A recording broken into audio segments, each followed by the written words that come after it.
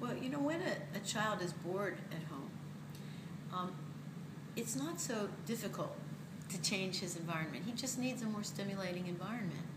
And we would put reading into that environment because once a child is learning to read, kids are linguistic geniuses. They love language. They love their own language. They love a second language or a third language. And here in Singapore, where you have so many languages, such a rich environment, that teaching a child to read in all of those wonderful languages, this would be the greatest fun that you could possibly provide. So as long as you begin with nice single words and you work up using the words that your child wants, I think the key is you have to find out what your child is interested in.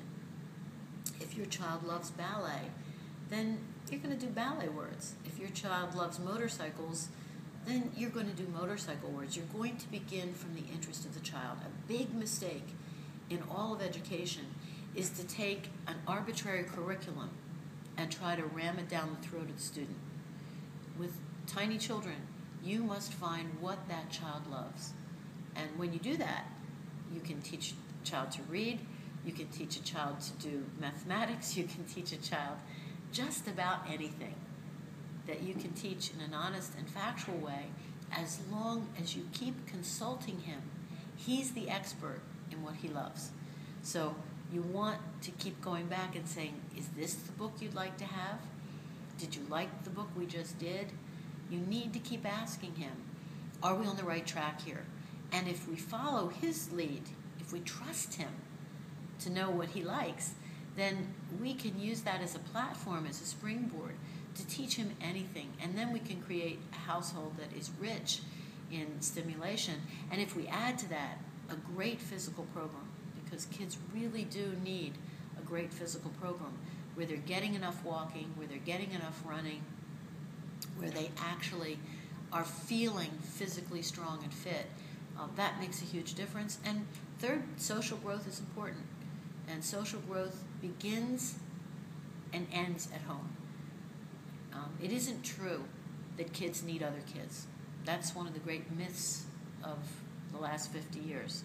That's a kind of lie we tell ourselves to make it okay to put our kids in with a lot of other kids. The only thing a 3-year-old can teach another 3-year-old is how to be a 3-year-old.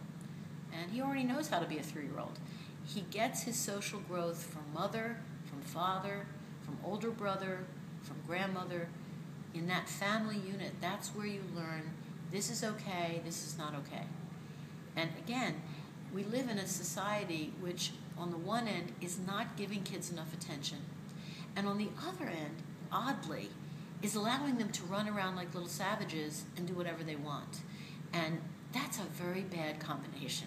So we would say, create a stimulating environment. Spend time with your child.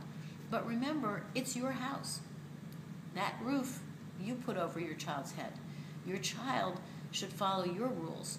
Your child should be a gentleman, or your child should be a lady, right from day one. And it's okay to say to your child, that's not okay. We don't do that in our house. Take a time, sit over there, think about it for a few minutes, and when you've thought about it, we'll talk again. I think the simple, common actions of saying parents have rights too, and we have a right to a civilized environment, this is all part of a stimulating environment, because you have to have respect.